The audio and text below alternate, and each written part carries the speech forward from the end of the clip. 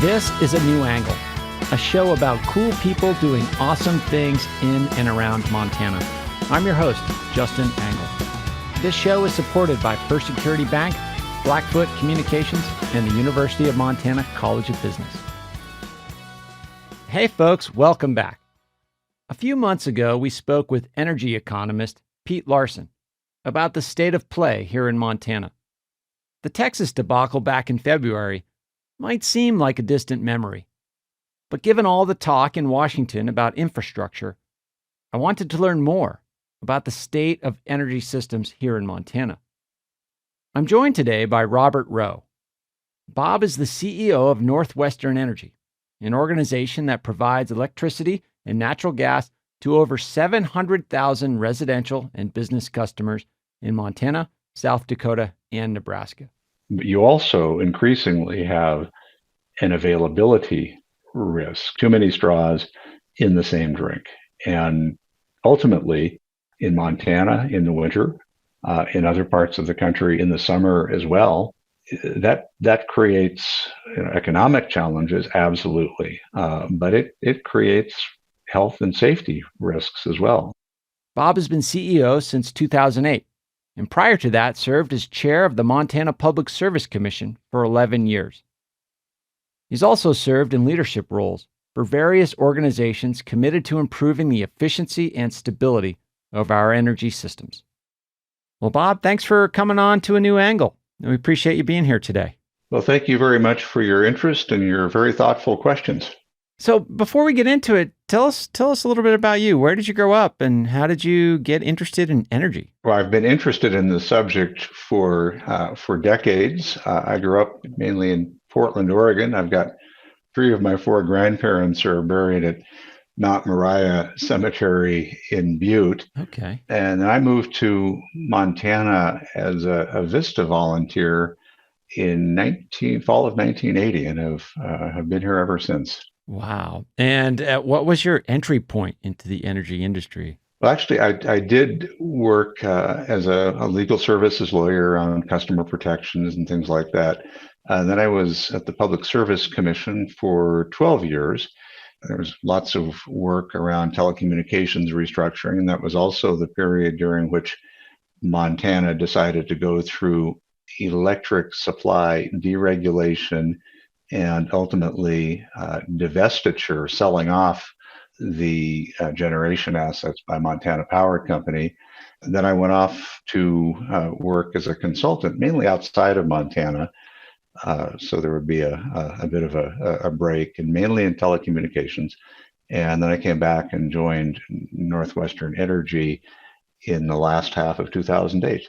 So let's talk about some of the kind of unique aspects of your organization. I mean, you serve a region that is so large geographically, but not very dense in terms of population. I'm sure that presents, particular challenges and maybe some opportunities for your organization. How do you kind of think about those dynamics relative to other markets? Just to paint the picture, we serve natural gas in Nebraska. We serve electricity and natural gas in South Dakota. We serve Yellowstone Park with electricity, and that's on a contract basis. And we're able to do some really kind of creative things in the park. And then in Montana, we are electricity and natural gas. So as you said, our overall service territory is one of the most rural in the United States and one of the largest. So if you look at Northwestern Energy through a geographic lens, my goodness, we're a really big company. On the other hand, we're actually the 5th smallest investor-owned utility in the United States.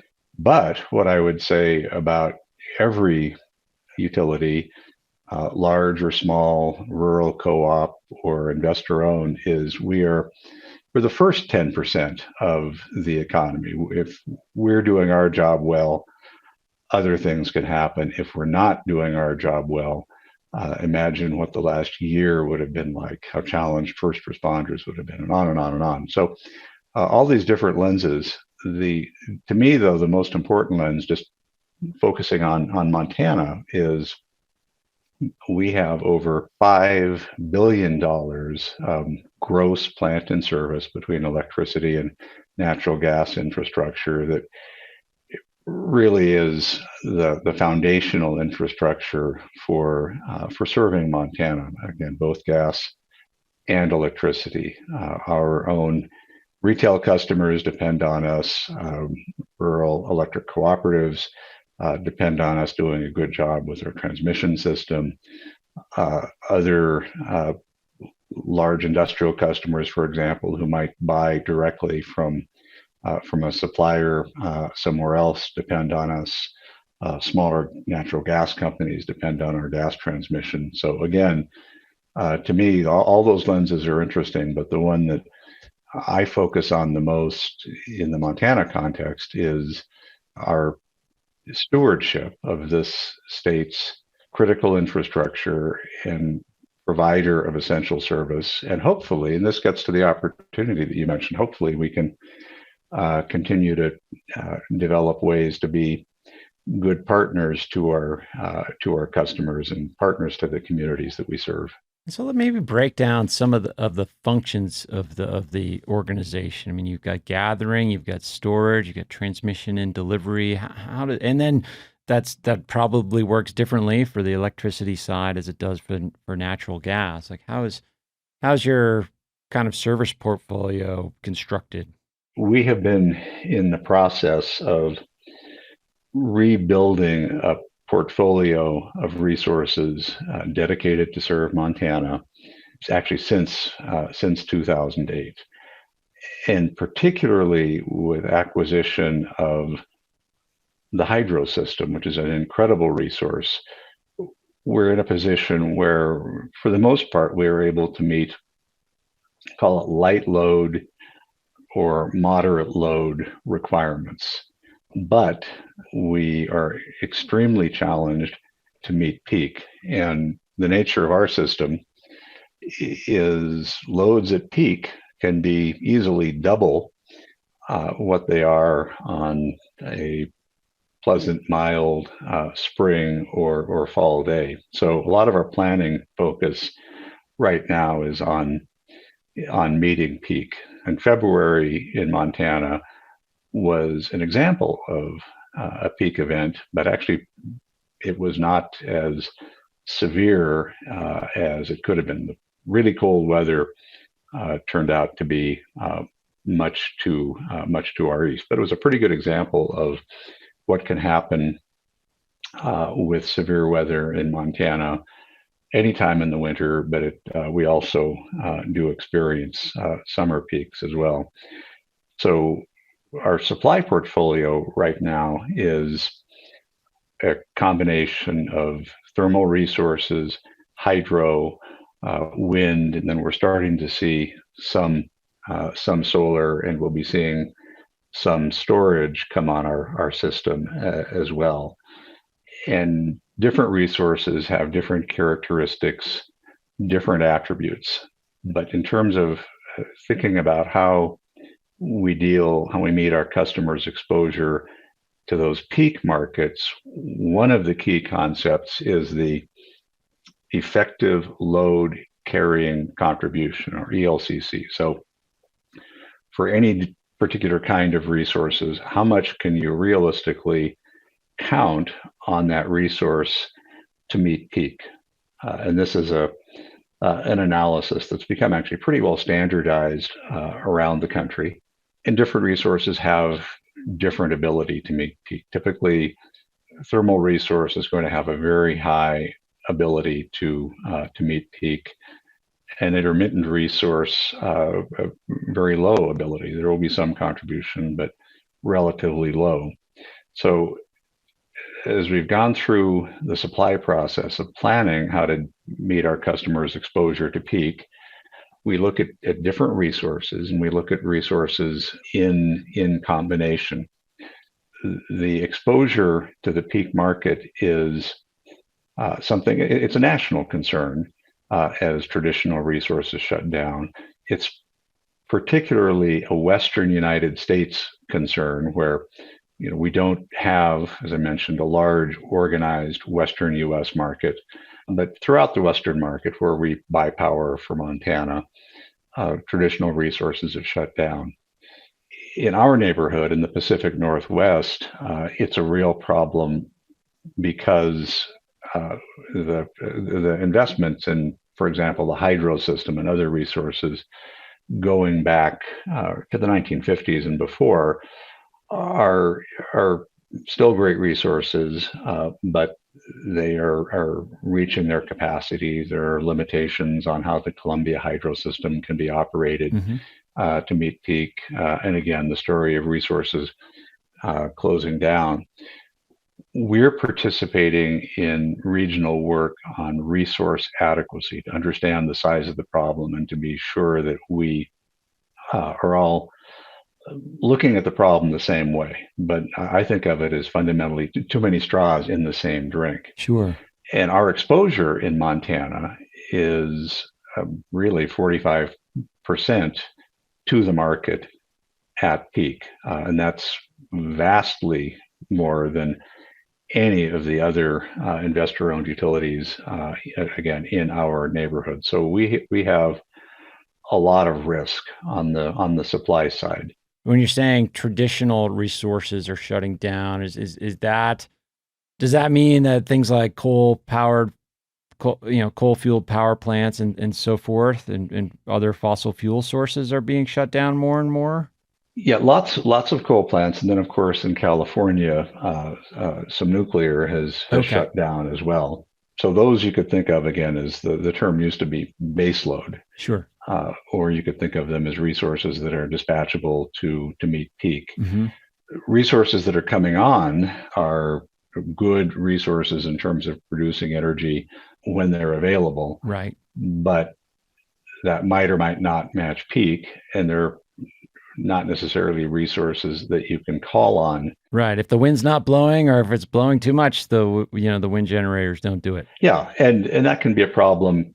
Obviously, Texas focused everyone's minds very appropriately, and a lot of lessons out of Texas.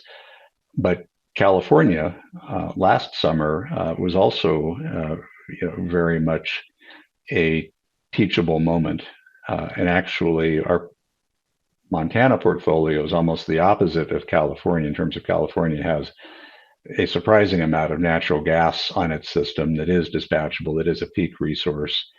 And we have currently an awful lot more wind and hydro on our system. So they're almost opposites. But again, the concern for our customers and more broadly for the entire state of Montana is this exposure to the regional peak market. And there's, as in most things, there are two parts to that risk. There is the price risk that if you're buying on the market and everyone else is buying on the market at the same time, supply and demand will drive that price up. And we saw that certainly in February, where normally regional market prices can be relatively low.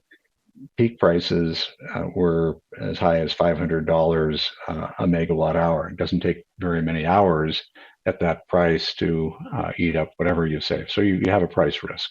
But you also increasingly have an availability risk. Okay. And again, too many straws in the same drink.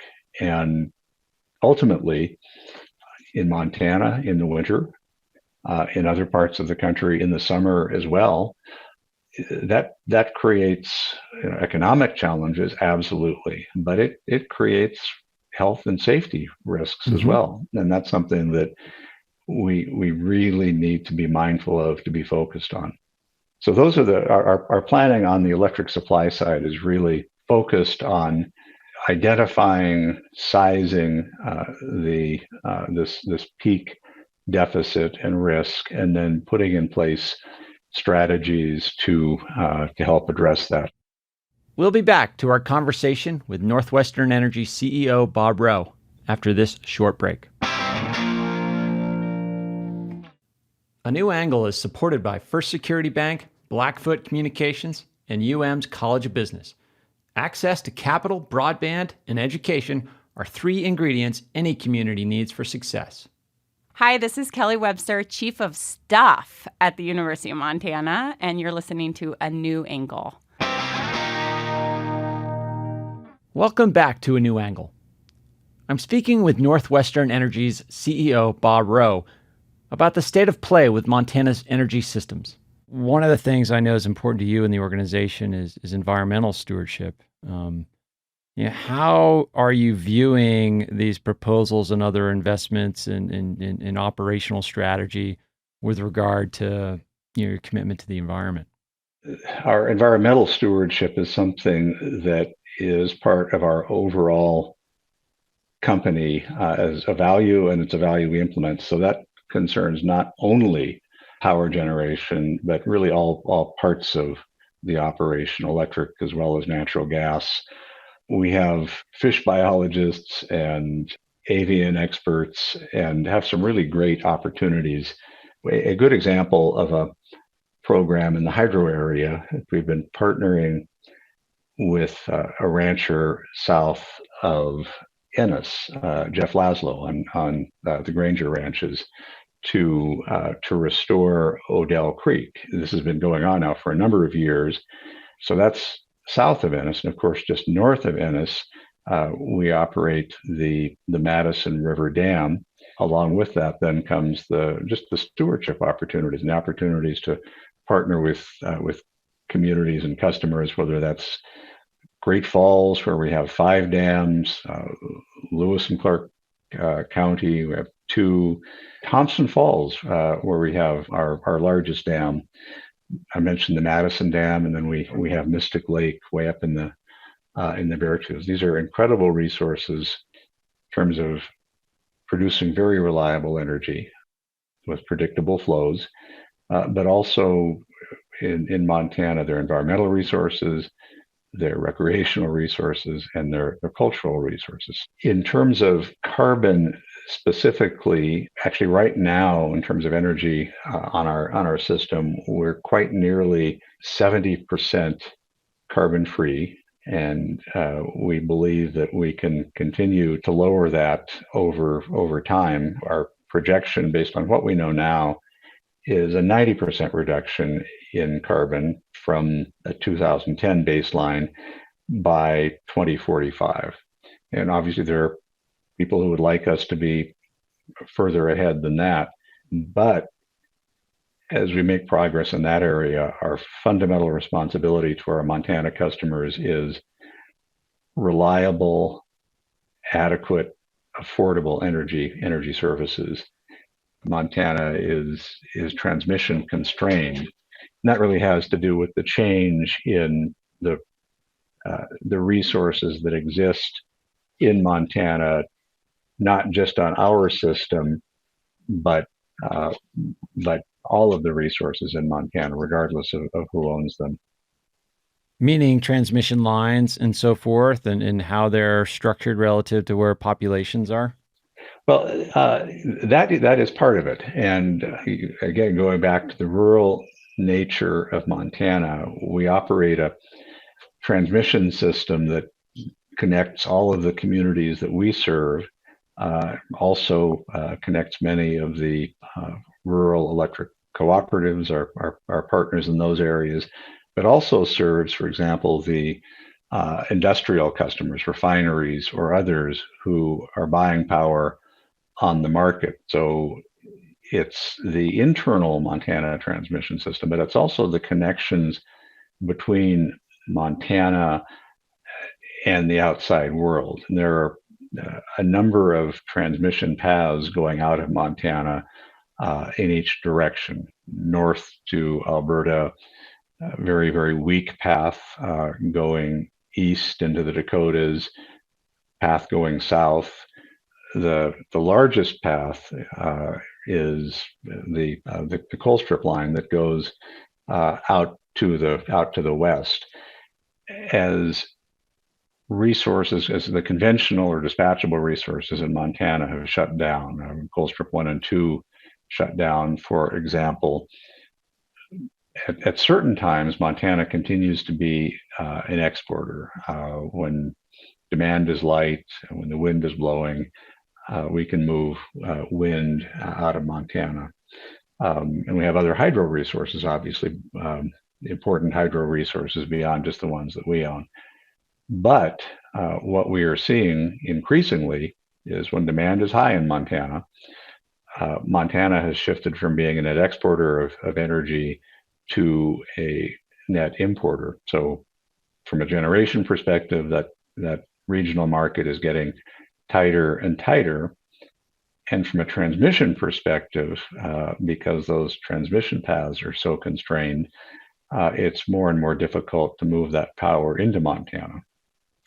So those are both challenges. And on the transmission side, in the February event, at one point, there was as much as 850 megawatts of net import into Montana. And again, that's notable from the perspective of our customers, but it's notable from and of concern from the overall Montana perspective. So you take those two things together, being generation deficient and transmission constrained, think about it in terms of the risk faced by our customers, then think about it, draw the circle even larger, and think about it in terms of the risk faced by the state of Montana overall. And that's the situation that we're all, I hope, thoughtfully, based on good information and goodwill, trying to address and move beyond. Well, Bob, you have to think about a lot of serious, heavy issues and important issues to our state and beyond.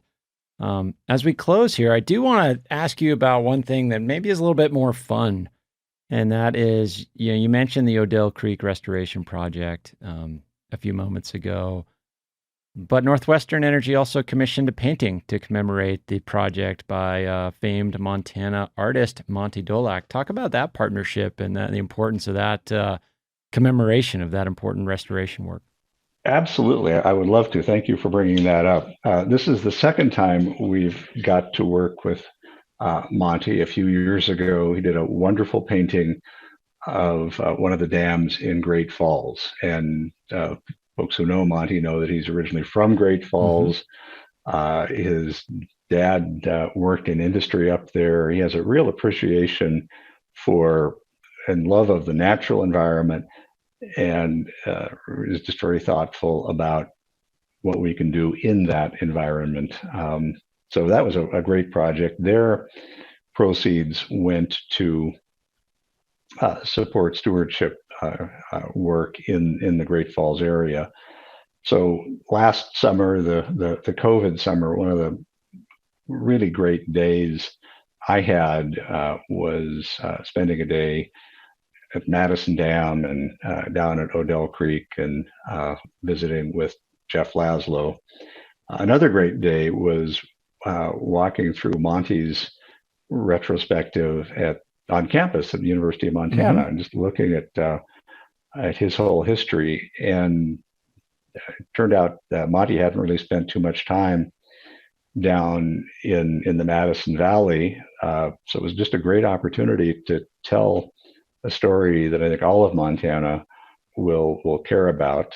So Monty spent time then last fall down with Jeff Laszlo, as he always does. I mean, he's a great craftsman as well as a talented creative artist with doing the sketches and the different looks.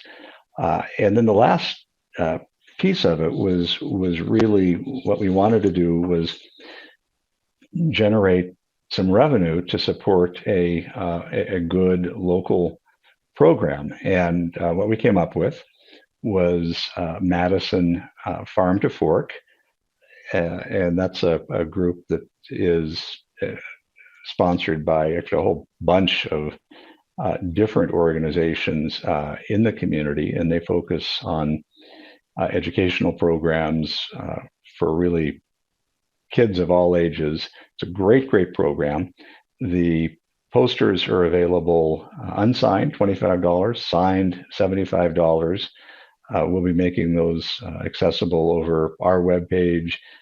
Right now, the painting is on display at the Chamber of Commerce in Ennis, so that's one of many reasons to visit Ennis. And then next month sometime it will be on display just across the hill at Big Sky. So again, proceeds are all going to go to this wonderful organization that the community supports. And so for us, it was an opportunity to highlight the really good work being done on Odell Creek in the Madison Valley, to help tell that story more broadly. Great opportunity to work with Monty Dolak again, and then to support a great program in the community. So thank you very much for bringing that up. Absolutely. Well, thank you for the great work, and thanks to you and your team for not only the important restoration work, but the commitment to these Montana communities that need the help. Bob, this has been fantastic. I learned so much. I hope I'm sure that listeners will too. For those that don't really, know much about Northwestern Energy, how would you direct them? Where would you send them online to learn more about your organization? Yeah, we have been publishing 2 reports that I love. One is our community report, and that talks about things like this, talks about volunteer activities and economic development work. And then separately, we publish an environmental stewardship report. And those are both available. What we just started doing a few weeks ago is collapsing that into basically a quarterly magazine called Right. And each issue will have a focus on one or another part of our work. The first issue just came out a few weeks ago. That's available up on our webpage too. We've got one feature about a great town manager in South Dakota. We've got a couple of features about Fort Benton in Montana, and then some other information about the company. But we're really, really excited to make that available to our customers as well. Super. Bob Rowe, thanks very much. Thank you very much. Great to visit.